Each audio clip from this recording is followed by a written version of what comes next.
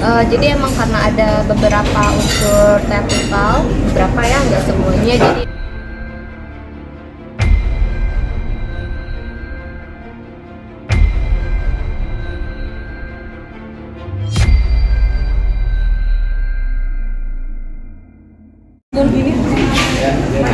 untuk persiapannya nanti nih menjelang hari H apa aja yang disiapin dari apa dari olah vokalnya, dari koreografinya diceritain nggak? Jadi emang karena ada beberapa unsur teatrikal, beberapa ya, nggak semuanya. Jadi emang aku mempersiapkan itu juga. Ngadap depan, Nadine. Lalu aku juga latihan vokal lagi karena udah lama banget aku nggak latihan vokal. Lalu aku juga mulai koreografi. Dan yang terutama adalah musiknya, karena jangan lupa bahwa konser itu kan memang nyawanya ada di musik. Jadi memang aku paling pertama dan utamanya fokusnya ada di musik, latihan di musik. Sudah berapa lama kamu menanti konser ini?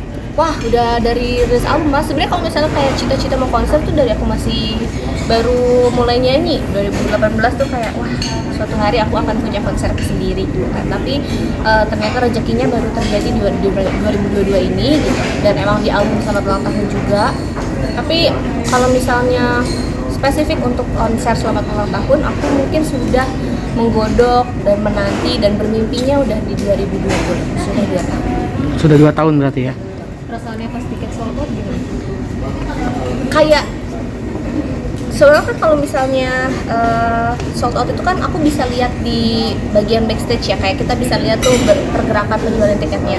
Dari dia udah di bawah 100 tiket itu aku udah kayak sold out gitu, kayak awalnya tuh masih belum ngerti gitu loh bahwa ini sold out loh gitu. Karena bagi aku dari awal aku udah prepare-nya tuh nggak akan sold out Mbak. Jadi emang aku kayak udah nurun ekspektasi, tapi ternyata alhamdulillah sold out. Dan justru di hari terakhir itu karena orang-orang juga banyak yang sebenarnya mau beli tiketnya masih nanti mendekati hari, karena aku janjinya gitu, aku janjinya saking aku percayanya nggak akan sold out, aku bilang sampai di hari H juga masih bisa beli kok gitu.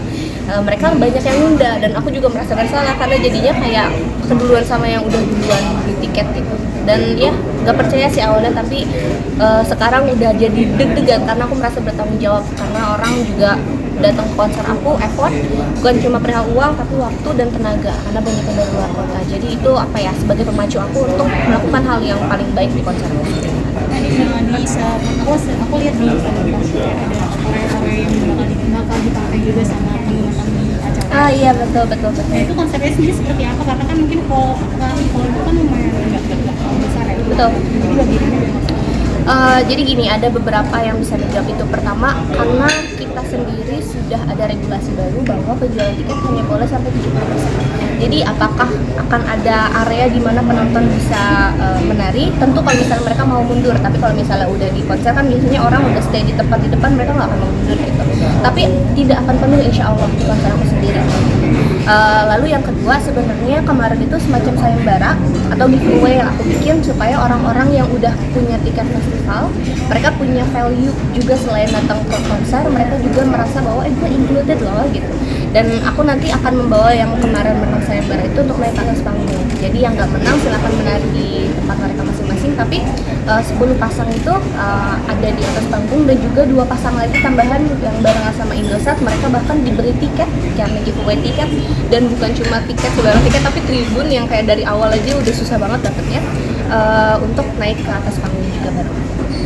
Tapi kalau untuk fasilitasi yang belum dapet tiket itu, apakah akan ada sesi kedua atau 2 sesi gitu dibuat biar memfasilitasi yang belum dapet? Betul. Kemarin tuh sempet apa ya Mas, karena aku juga dari awal nggak nyangka bakal sold out, jadi kita nggak ada tuh omongan bakal ada 2 sesi dan lain-lain. Bunda sempat bilang kalau misalnya sold out 2 sesi nggak, aku bilang enggak, itu 2 sesi, ini 1 sesi aja belum tentu gimana, aku bilang gitu. Tapi ternyata kan juga alhamdulillah. Jadi memang apakah akan ada 2 sesi? Menurut aku justru aku ingin memberi sense of exclusivity ya. Jadi kayak emang sudah 1 kali aja cukup menurut aku.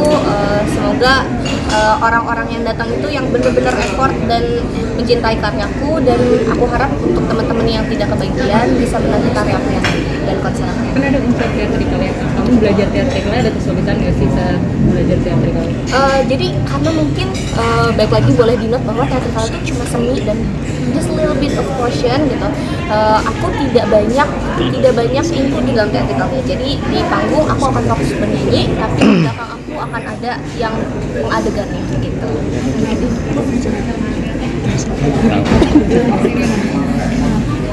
Ada lagi bisa kamu ada karakter terbaru yang bakal kamu bawa Iya, betul. apa menjadikan anak muda atau apa untuk ada karakter bagus selanjutnya? Tengah Nadine. Si karakter-karakter itu kalau misalnya teman-teman lihat ada di Instagram aku itu ada karakter 4 emosi Nadine, lalu ada ibu, lalu yang menyusul juga akan ada ayah dan bapak. Mereka ini adalah orang-orang yang menurut aku penting sekali kehadirannya di hidup aku dari aku masih kecil. Dan memang pengen aku ceritakan di konser aku. Jadi mereka ini hanya karakter yang akan diceritakan lewat pengadeganan di konser aja, tapi tidak akan ada di konser-konser aku yang lainnya karena mereka emang karakter konser aja. Terima kasih. Iya betul.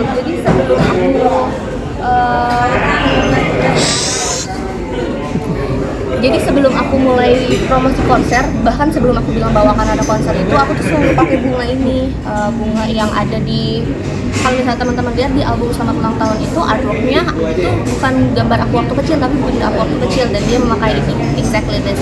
Jadi aku recreate dan aku jadikan sebagai teaser bahwa aku mengadakan konser. Iya, masih nyambung sama bunga. Bisa diceritain dua pertanyaan terakhir ya teman-teman. Oke.